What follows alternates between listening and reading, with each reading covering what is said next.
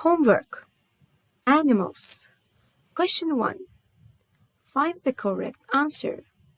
What is it? Let's start with the first sentence.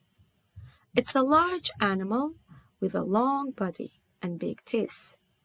So the correct answer is crocodile. It's a large animal with a big mouth and short legs.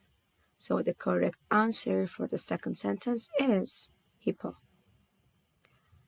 It's a large animal with a mane. It's called the king of the jungle. So the correct answer is lion. Question 2. Complete the sentences with has, have, and doesn't have. Let's find the correct answer for the first sentence.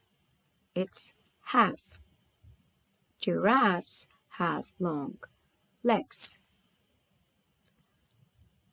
Monkey has big ears. Hippo doesn't have a long neck. Question 3. Read and circle.